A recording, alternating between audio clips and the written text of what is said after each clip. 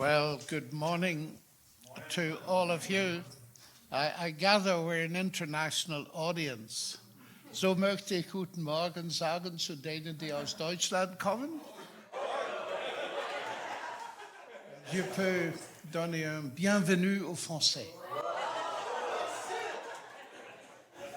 It's lovely to be with a group of Christian leaders. In fact, speaking to a group like yourselves, I feel a bit like a lion in a den of Daniels. But it's a wonderful opportunity, and I hope to talk about things that are becoming extremely important in our culture. I've written a major book on this topic that's just come out. I did write 4 or 5 years ago. I wrote a book called 2084, but so much has happened in the last 4 years that I doubled the size of the book. And I don't know whether I've doubled the price of it, but probably. And it came out just a few weeks ago. It's still called 2084, but the subtitle has been modified, and it'll be up on the screen at the end. And we've got the title here, Is AI a Threat or a Promise?, which indicates that this is a complex situation. AI involves technology at the sharp end. And I use the word sharp deliberately because I think of really all technologies like a sharp knife. A sharp knife can be used to do surgery and save people's lives. It can also be used, as we sadly have seen in the last 2 days, for murder. And this is always the difficulty, that the sharper the knife, the more sophisticated, the more deep run the ethical problems associated with it. And this is, as I say, not a simple subject. And the reason for writing the book was multifold, but mainly to try to give people, particularly Christian believers and leaders, some way of navigating what this is all about. And secondly, to indicate the areas which are positive and where a Christian should be very happy to contribute to, and some of the dangers. And we'll only be able to cover a little bit. So what I suggest you do is make notes of questions that you have as we go through. Otherwise, the questions will all relate to the last 2 minutes. And it's much more sensible to note a question so that you remember it. And we're going to have a Q&A session where I look forward to learning from you, and that will help inspire the 3rd edition, no doubt, in some years to come. When you mention artificial intelligence to a general audience, they usually immediately think of the science fiction, what I call the science fiction end of it. That is the area that is most popular, of course, not only with science fiction authors, that would be bad enough, but with extremely high-powered intellectuals. Let me give you an example of that. This is Lord Rees, who's the UK Astronomer Royal, commenting on an aspect of AI. I'm going to be sharing with you that there are 2 very different kinds of AI. There's special or narrow AI and general AI. And here he's talking about general AI. Abstract thinking by biological brains has underpinned the emergence of all culture and science. But this activity, spanning tens of millennia at most, will be a brief precursor to the more powerful intellects of the inorganic post-human era. So, in the far future, it won't be the minds of humans, but those of machines that will fully understand the cosmos. Now, if that were simply a statement by Isaac Asimov or another sci-fi writer, we might relegate it to that area. But there are serious thinkers like Lord Rees, who's a mathematical and astrophysical genius, that mean that this kind of thing has got to be taken seriously. And of course, this kind of futuristic scenario reminds us of two very famous books, Brave New World by Aldous Huxley and George Orwell's 1984. That's how I got my title, which I must confess to you straight away. My book is called 2084, and I got my title from Peter Atkins, who's an atheist professor of physical chemistry at Oxford. We were traveling together to a discussion on the existence of God in Southampton University, and he's a very, very vitriolic atheist, which you can see if you watch the two of us. It's under YouTube. There's an entry called Dueling Professors. So the two of us, but anyway, we decided not to talk about our debate in the car. He asked me, "What are you writing?" And I said, "Well, Peter, actually, I'm writing a book on artificial intelligence." "Oh," he said, "I've got a title for you." I said, "Tell me what it is, and if it's good, I'll use it and acknowledge you." He said, 2084. I said, "Done." So I owe Peter Atkins that. So the atheists are useful for something.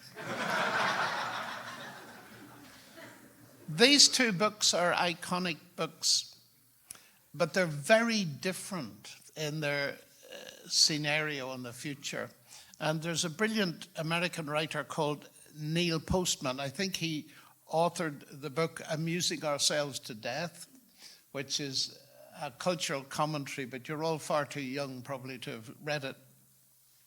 But he comments on these two books and their differences. Orwell warns, he writes, that we will be overcome by an externally imposed oppression.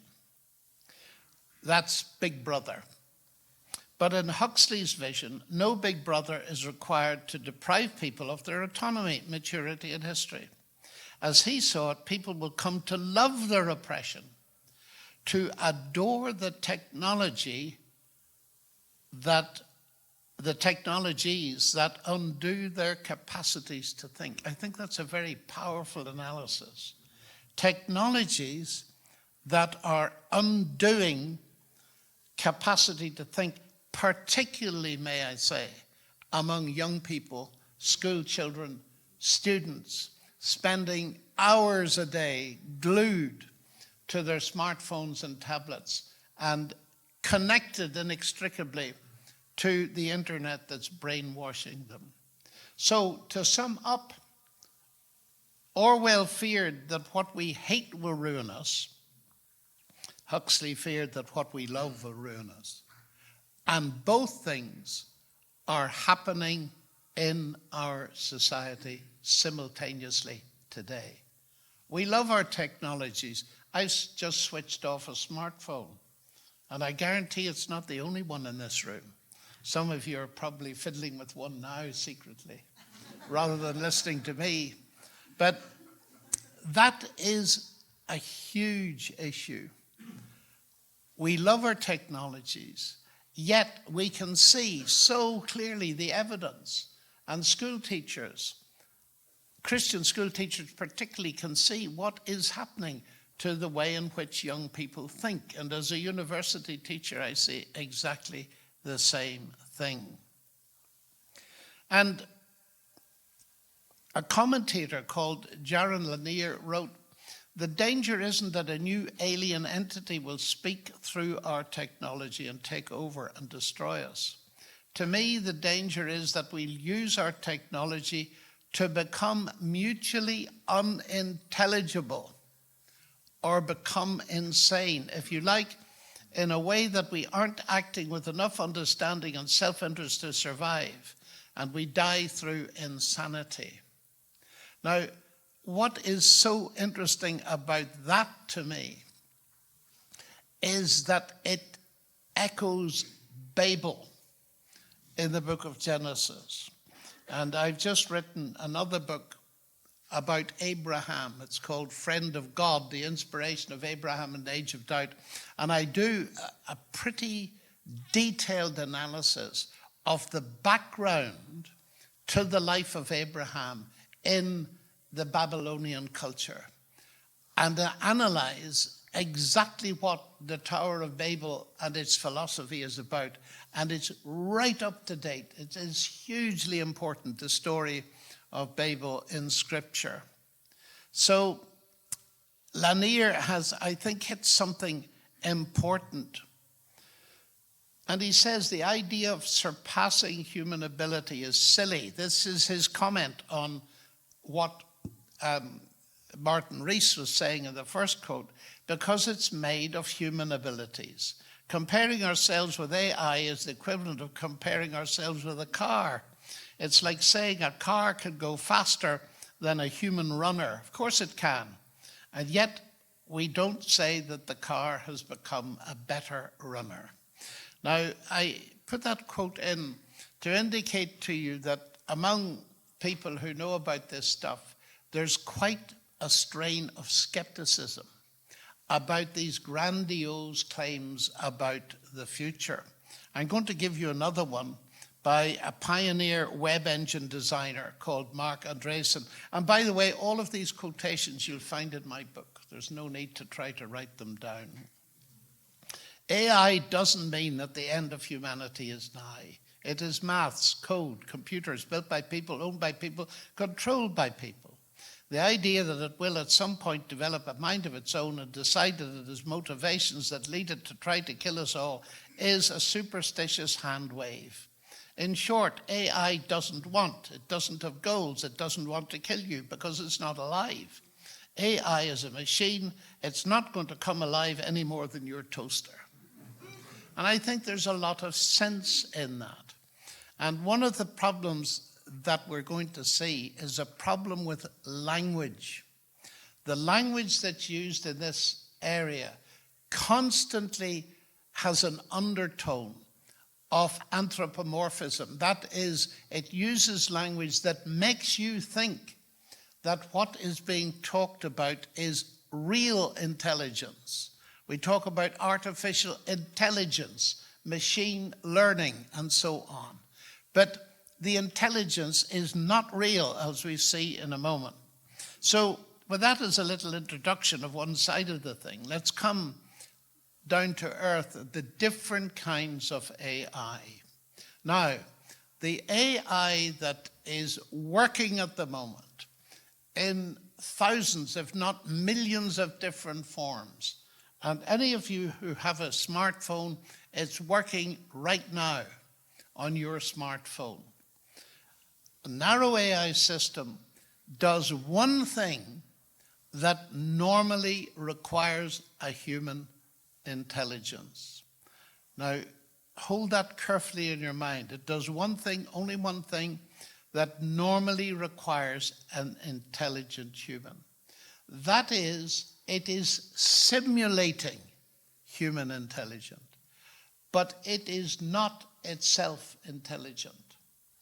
And as you read a lot of the material, you discover that a lot of it goes back to the mathematical genius Alan Turing, of whom you may have heard, who brilliantly solved the Enigma machine problem during the war and probably shortened the war. And if you've never visited Bletchley and seen that exhibition, it is spectacular. It was utterly amazing what they did. But he really came up with the idea that it was okay to use the words intelligence of a machine if it did something that normally required human intelligence. So let me give you an example of that immediately from radiology, because it's here that it has been very successful. An AI for analyzing chest X-ray images. What is it? Well, it's a computer basically, and it is a computer with a large database of X-ray images of lungs, let's say. And all of those images are labeled with the diseases that they represent. Let's say we've got 1 billion images. And then there's an algorithm, that is a process that runs step by step automatically. And an X-ray is taken of your lungs. And it's fed into the system. And what happens is that this process compares your X-ray with, say, the 1 million that are in the database. And it comes up with, you're likely to have the following lung disease or not. And at the moment, this kind of diagnosis is usually quite a bit better than your local hospital consultant is able to give you. This kind of analytic AI process in all over medicine is becoming very powerful indeed and saving masses of time, because it can be used, different kinds of AIs, and there are millions of them, can be used to schedule hospital appointments and do loads of things. And it is phenomenal to see the reductions in time. Some analyses that require days are reduced to 2 or 3 minutes, and so on and so forth. It has been brilliant. So what this AI does is to play the imitation game, which is, I believe, the name of a film about touring. So this is something axiomatic that we need to grasp and keep reminding ourselves. AI is not intelligent in the full sense, but simulates intelligence. Now, as a Christian, it's really good to step back from this and link some of it with biblical teaching. In human beings, intelligence is intimately and inextricably coupled with consciousness. Now, consciousness, as far as science is concerned, is what they call the hard problem. No one knows what it is from a scientific perspective. No idea. And I've talked to some of the leading researchers, one of whom, by the way, Susan Blackmore, I met her just recently, has become a Christian. From being a hard atheist, she's now become a believer just in the last few months, and is running a very big laboratory near to here to study Alzheimer's disease. And the idea of, if you go to the real gurus in artificial intelligence, there's a very big book written by Peter Norvig and his co-workers that's regarded as a kind of Bible of AI. And they say very clearly that they are content to simulate intelligence without consciousness, because they've no idea what consciousness is. And we need to remember that, because the way people talk about AI, you would think they were talking about a conscious entity. But the experts claim they are not, for the simple reason that they don't know what consciousness is. Now this, if I might just say, that creates a huge difficulty for those that imagine that they're going to reproduce some kind of conscious life. Now here are the two experts, Russell and Norvig, in their book. We are interested in creating programs that behave intelligently. The additional project of making them conscious is not one that we are equipped to take on, nor one whose success we would be able to determine. Now that's a very honest statement. And so people who come along and say, oh, I think this AI is conscious, are talking nonsense, because no one knows what consciousness is. And until you know what it is from a scientific perspective, you're not going to be able to reproduce it, pretty obviously. And that's seriously important for a Christian to take on board. Now, one of the pioneers of the whole field of AI is a believer, Joseph McCrae Mellichamp, rejoicing in that marvelous name. And I quoted this at a big meeting in North America, and afterwards a man came up to me, an elderly man, and he put out his hand and he said, "I am Joseph McRae Mellichamp." And it was lovely to meet him. And this is just a completely aside point. He said, "You know, I've been using your book on Daniel with groups of men for a number of years, and I've written a study guide." So we got to know each other, and in the end, just a few months ago, we had 2 published study guides that he and I have written together, one on Daniel and one on Abraham. And you might find those useful from the perspective of your churches, because a lot of churches have used the book on Daniel as highly relevant to today's culture. Now, he told me about being in a meeting in the very early days of AI, and some of the world famous actors in brain science were there, including the Nobel Prize winner from Australia.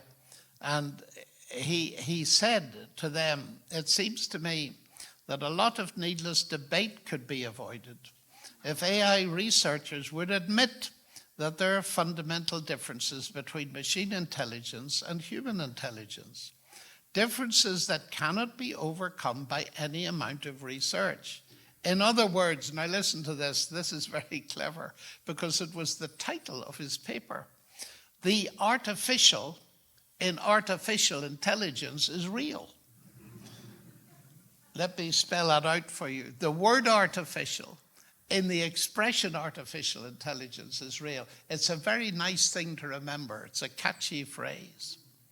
And having said that, we can look now at a whole raft of current examples of narrow AI, digital assistants, Alexa, and so on, online shopping.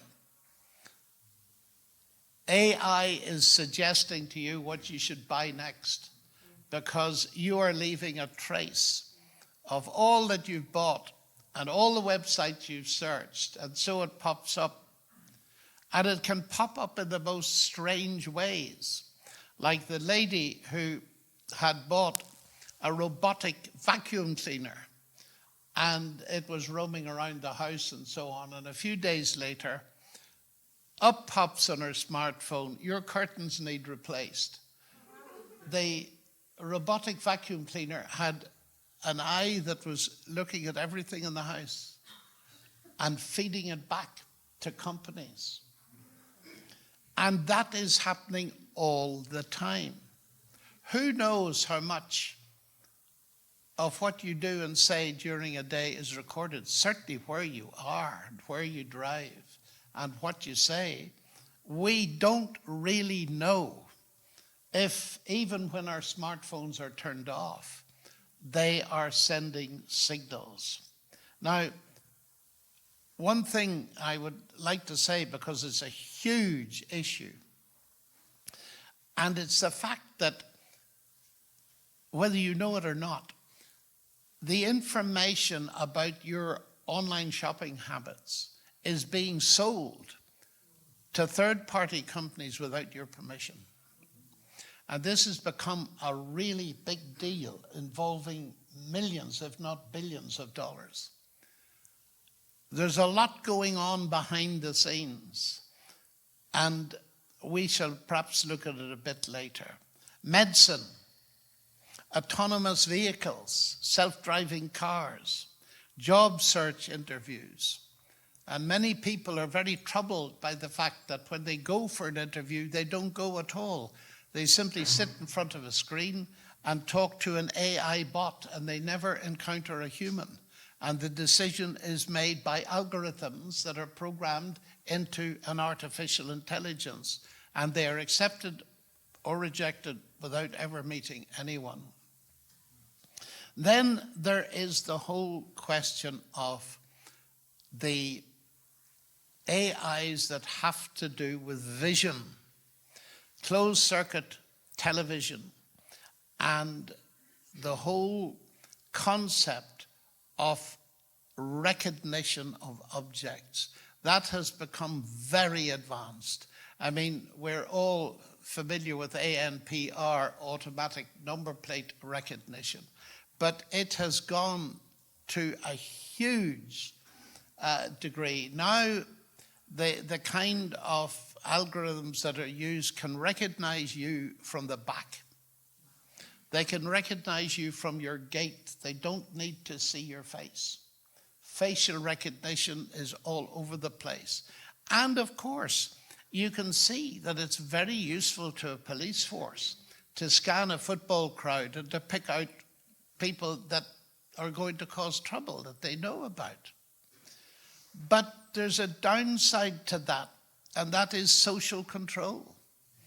And if you know anything about the Uyghurs in China, which you should, in Xinjiang in Western China, there's a whole sub-nation, a subculture that's being viciously suppressed by the use of facial recognition technologies.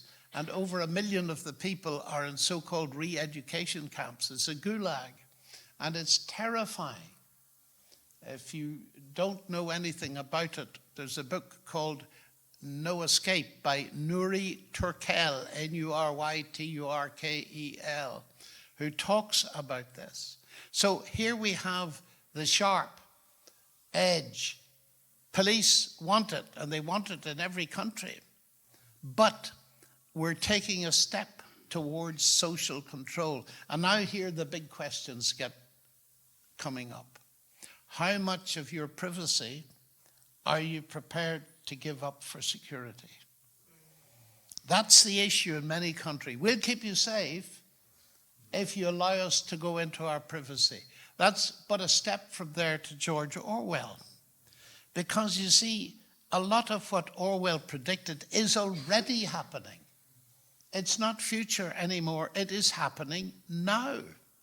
And I think we would be very disturbed if we knew just how much of an information trail we are leaving. We haven't yet got to the level of social control that's happening in China, where you are given, say, 300 points, and as you go about your daily work, you are being watched. If you throw litter in the streets, you lose some points. If you speak to someone who's a bit questionable in the eyes of the government, you lose some points. And then you begin to find penalties kicking in. You can't go to your favorite restaurant anymore. You can't book a train or a plane ticket. And this is happening and is being rolled out over the whole of China. And there are many countries who want it. And one of the most surprising things is that research has shown that the Chinese love it, because you can go the other direction. If you're obedient to the state and are seen to be, then you add to your points and you get more and more concessions. You get a cheaper mortgage, you get better jobs, all this kind of thing. Now, this is just a hair's breadth away from any part of the world. And step by step, there's that stealth influence. And I cannot, sitting here this morning, solve all these problems, but they're going to hit us like a hurricane. And the stealth aspect of it is the most worrying thing of all. It'll be in before we realize. Deep fakes. This is perhaps the scariest thing of all, is that if you do a brief video clip of me speaking and an audio clip simultaneously, you can make me say anything you like. And in fact, it was done with me not long ago. I'd used in a spoof advertisement, but it was so real that the people had to take it down and fill it with all sorts of spoiler alerts because it was so convincing. And that is happening. You may well have seen some of the deep fakes on television. And that now raises the deepest question of all, the truth question. What can we believe that's coming at us from the media? And as you may well know, particularly among young people, the information they get is less and less through radio and television. even though those are clearly prejudiced, it's coming through the internet. And living for many young people is being connected. And if you're not connected, it's death, literally in some sad cases. So we're dealing with something that's far worse than the COVID pandemic, actually, and something that for pastors and church leaders, we need to address at our peril, or we'll find ourselves speaking to empty youth groups and empty churches. So it is a big deal, and we need to find resources in Scripture, and resources in the Lord and the power of his Spirit to deal with him. Now, that's just a very brief summary of the narrow AI side. But there is another quest, and it has a lot of dollars being poured into it. And it is the quest for artificial general intelligence, which is called AGI. And the idea here is to build a super intelligent AI system that equals or surpasses all human capabilities. And there are two strands of research in this. The first is to enhance existing human intelligence by a combination of bioengineering, drugs, all that kind of thing. So you start with human intelligence and you enhance it. Or you say, as many people do, the big problem with human intelligence is that it's biologically based. And that means that it dies.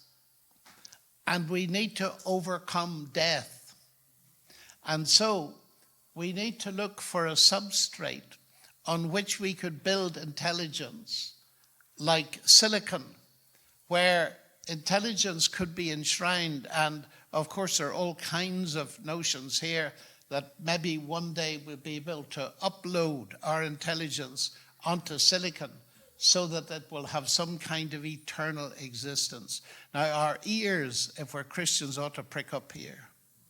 This is the quest for immortality. This is the tree of life search that goes back to Genesis, and I have a lot to say about that, but perhaps not today. Now, that is the scary part, and can be the scary part, because no one knows whether this is a threat or whether it will be beneficent, and hence our title.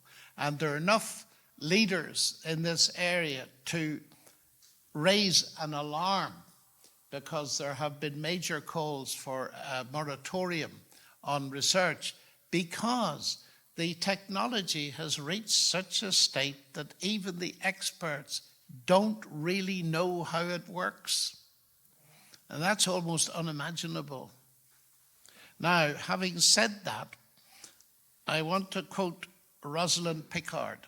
Rosalind Picard is a wonderful Christian, and she's at the top of the tree in artificial intelligence. She uses it to develop, for example, a smartwatch that can tell if the wearer is about to have a seizure and can get help before the seizure kills them.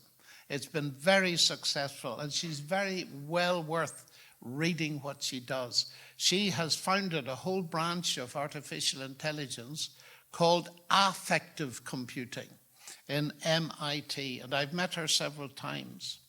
And she writes, we've decided it's more about building a better human-machine combination than it is about building a machine where we will be lucky if it wants us around as a household pet.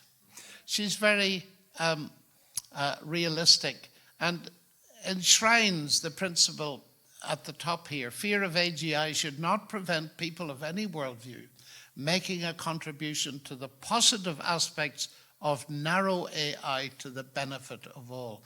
And there are many believers working in the field of narrow AI for the betterment of humanity, particularly in medicine and in medically related fields.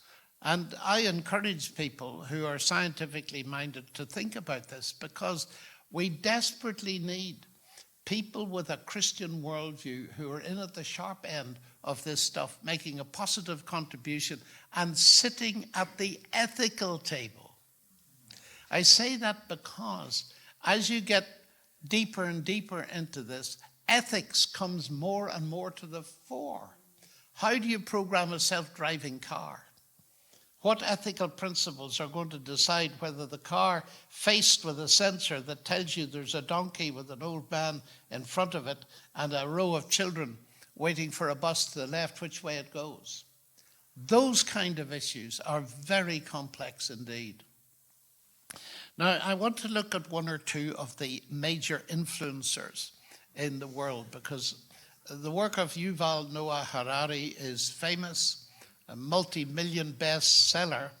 And this book in particular, Homo Deus, A Brief History of Tomorrow, is one of the most revelatory in showing at least one major influencer's agenda.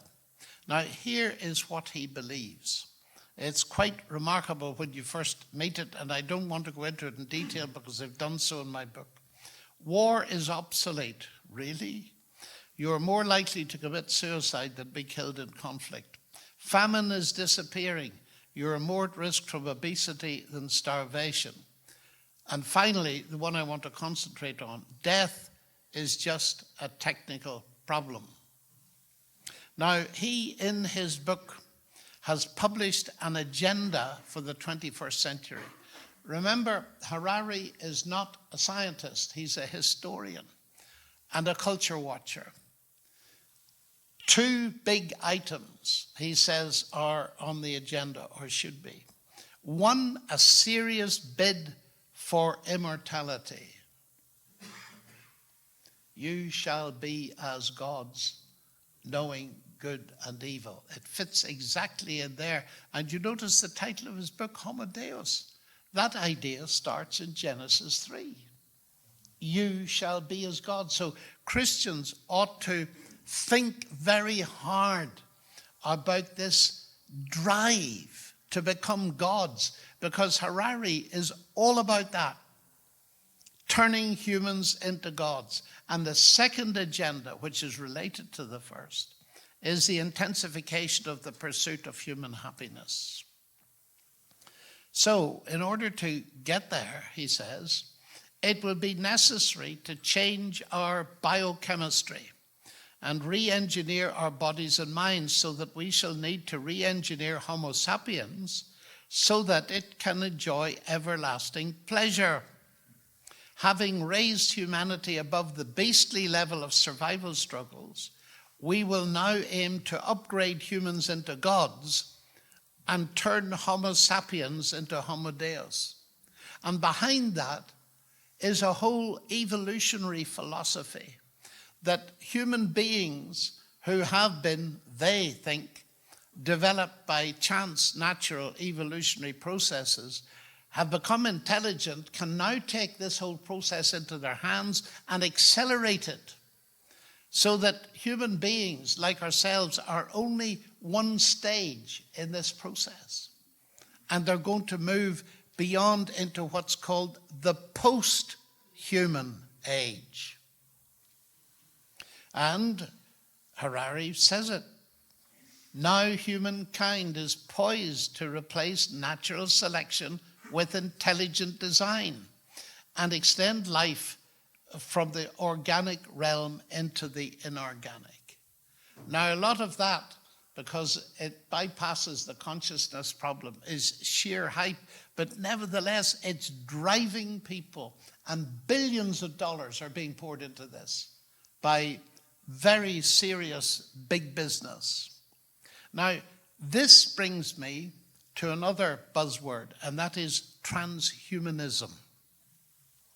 Transhumanism, according to one of its founders, who was in the Oxford Institute for the Future until it was closed down a year or so ago, Nick Bostrom, writes, transhumanism is the intellectual and cultural movement that affirms the possibility and desirability of fundamentally improving the human condition through applied reason, especially by developing and making widely available technologies to eliminate aging and to greatly enhance human intellectual, physical, and psychological capacities, which is the reason why some people have had their brains frozen after death, and they're sitting in cryogenic laboratories, particularly in Arizona, at great expense, waiting for the day when they can be thawed out and uploaded onto silicon.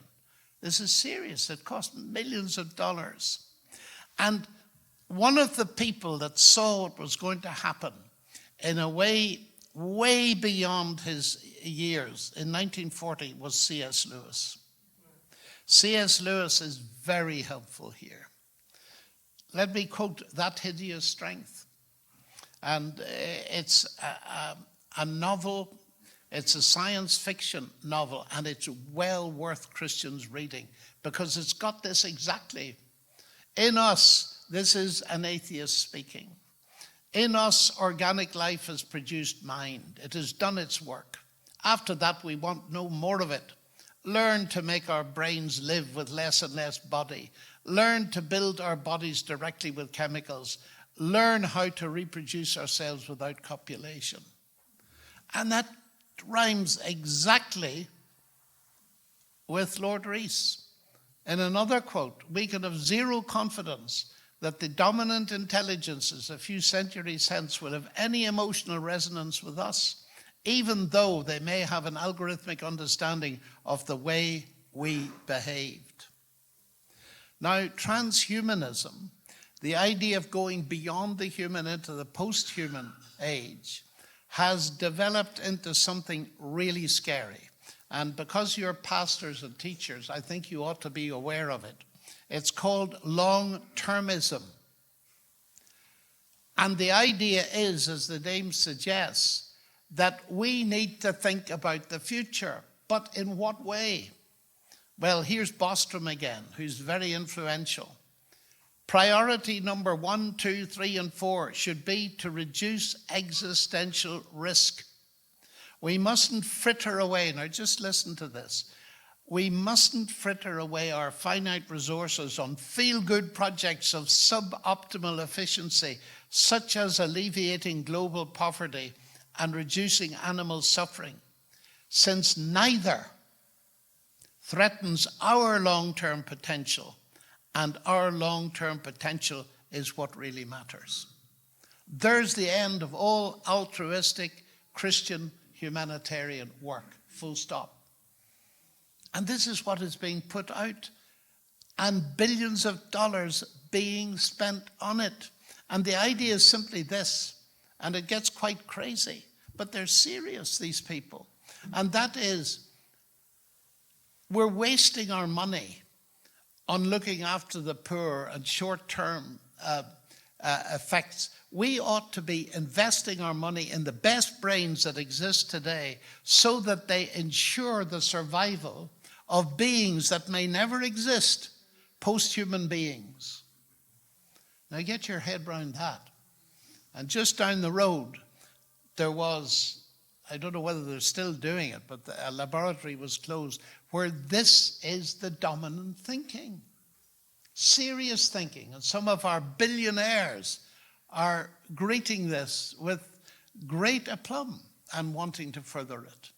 We need to be aware of these things. Now, it may fizzle. I hope it does fizzle. But you can see it's an absolute contradiction of the basic spirit of love your neighbor as yourself. But it's legitimizing, abandoning, helping people in the 2/3 world, and even in the 1/3 world, but pouring the money into the super brains and letting them get on with it and to determine the whole of future humanity. So here we have the physicist writing, and he says, Max Tegmark, Life 3.0, Success in the quest for AI has the potential to bring unprecedented benefits to humanity, and it's therefore worthwhile to research how to maximize these benefits while avoiding potential pitfalls. In creating AI, we're birthing a new form of life. Well, that is a hype if ever there was one, with unlimited potential for good or for evil. Now let me bring that down to earth. Leon Kass is a brilliant writer. He's Jewish. He's a professor in Chicago. He has written one of the most brilliant books you'll ever read on the book of Genesis and on the book of Exodus from a Jewish perspective. But it is a mine of information.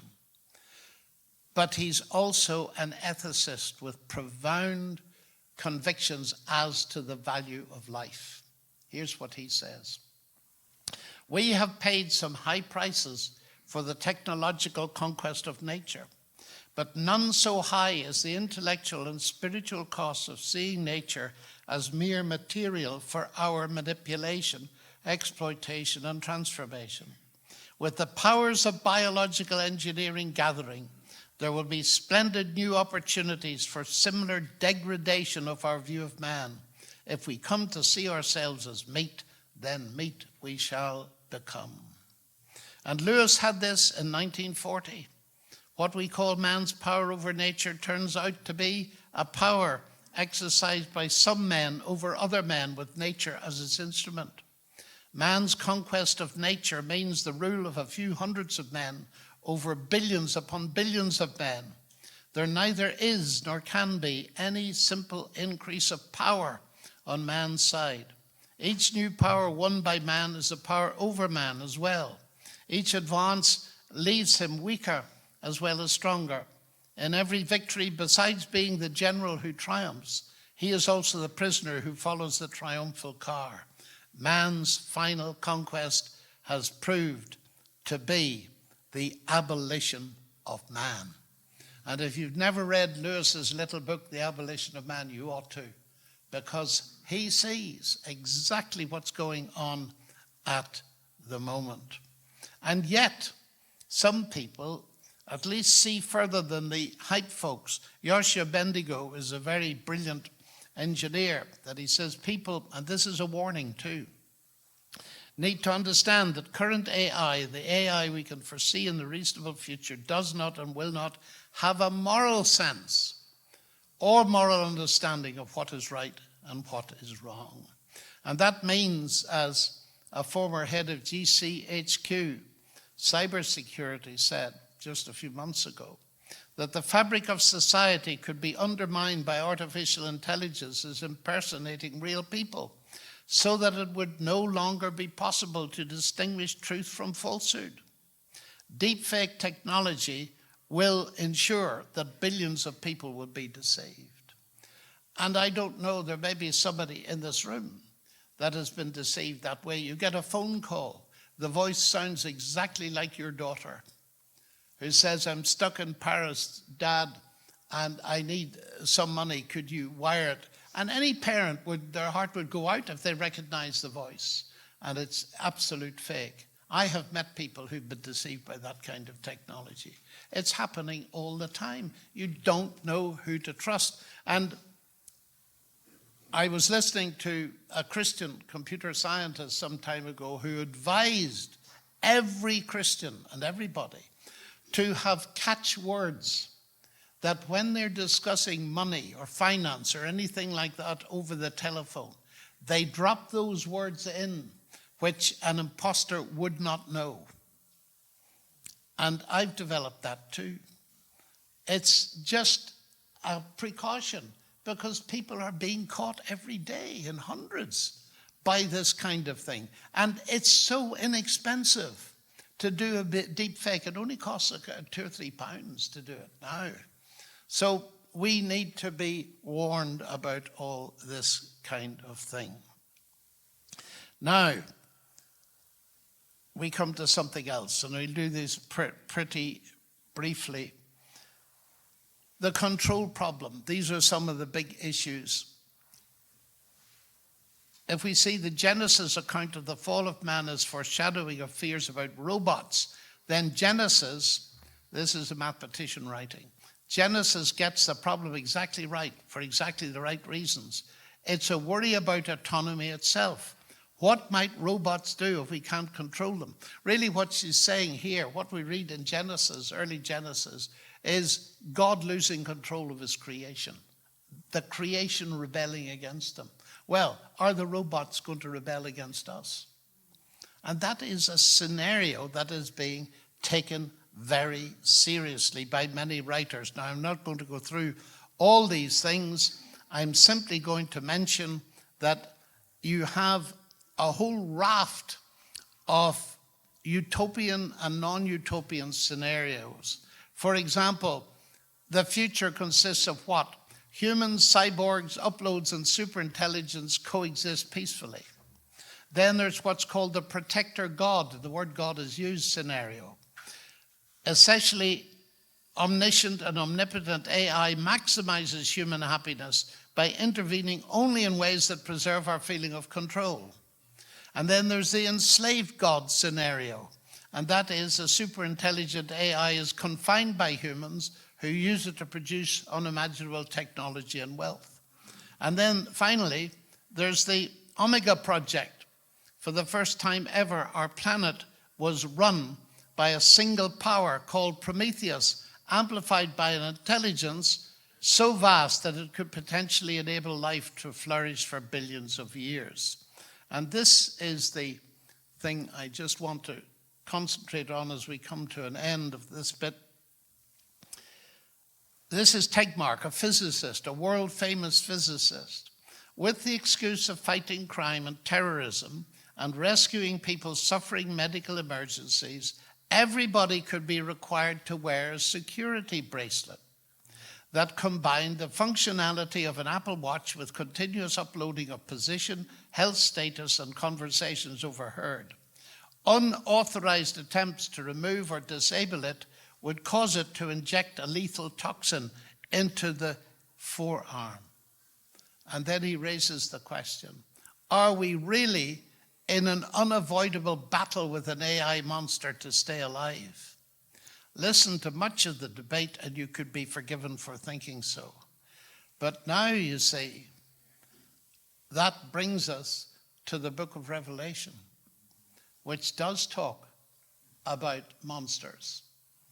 They're often called beasts in translation, but it removes it a bit from getting the imagery.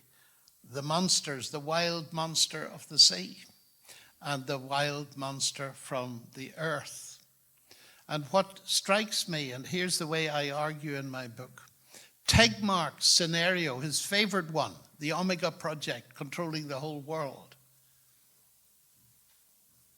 I argue, if people are going to take that seriously, what about taking seriously one that is eerily similar to it, that predates it by 20 centuries and is in the last book of the Bible? And this, I believe, is serious stuff.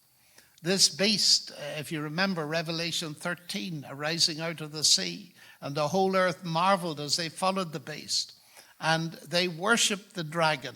And then the other beast that arises, that speaks like a dragon, and deceives all who dwell on the earth. And the last thing is the chilling thing, telling them to make an image for the beast that was wounded by the sword and yet lived. And you just compare this with what Tegmark says. And it was allowed to give breath to the image of the beast, so that the image of the beast might even speak and might cause those who would not worship the image of the beast to be slain. It's exactly the same thing. Also, it causes all to be marked on their right hand, so that no one can buy or sell unless he is the mark that is the name of the beast or the number of its name. That's a highly credible scenario if you listen to Tegmark. Moving towards complete social control. Now, I would like to have had time and you could ask me about this. People then object, but isn't the book of Revelation full of symbols? Yes, it is. But if we listen to C.S. Lewis, we'll know that symbols and metaphors always stand for realities. The beast stands for something real. Something very real.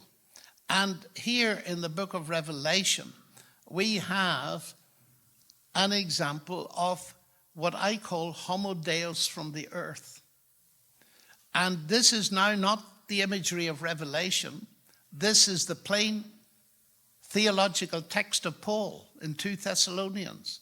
And these verses are immensely important, it seems to me, in the current debate. For that day will not come unless the rebellion comes first and the man of lawlessness is revealed, the son of destruction who opposes and exalts himself against every so-called God or object of worship, so that he takes his seat in the temple of God, proclaiming himself to be God. And then the lawless one will be revealed, whom the Lord Jesus will kill with the breath of his mouth and bring to nothing by the appearance of his coming.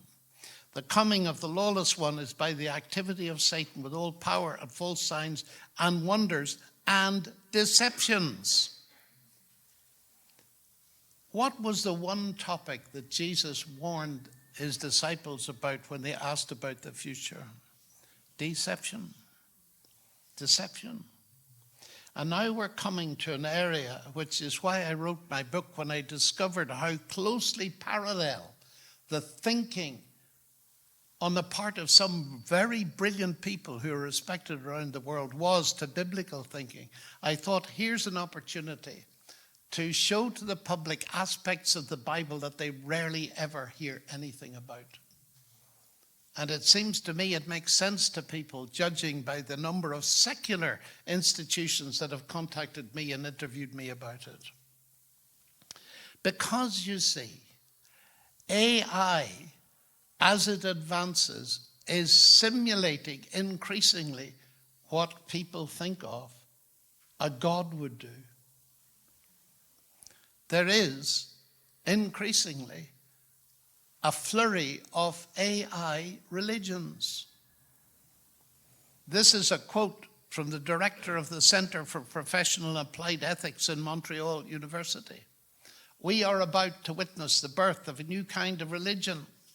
In the next few years, or perhaps even months, we will see the emergence of sects devoted to the worship of artificial intelligence. It's already happened, actually. Reason for it? Certain AI systems are beginning to exhibit the kind of capacities usually ascribed to deity, such as immortality, omniscience, and omnipresence. These super AIs have prayer-like connectivity via the internet, the oracle-like capacity of ChatGPT to give a plausible answer to virtually any question, produce life advice and even scriptures almost instantaneously. Nor do they have needs or desires like humans, only electricity. This whole thing is a big challenge to us as Christians as to what we think a human being is and what the value of a human being is. And another atheist scientist not long ago said this, and I found it very perceptive. The real problem of humanity is the following. We have Paleolithic emotions, medieval institutions, and godlike technology, and it's terrifically dangerous. He continued, unless we answer those huge questions of philosophy that the philosophers abandoned a couple of generations ago, where do we come from, who are we, where are we going? Rationally, we are on very thin ground.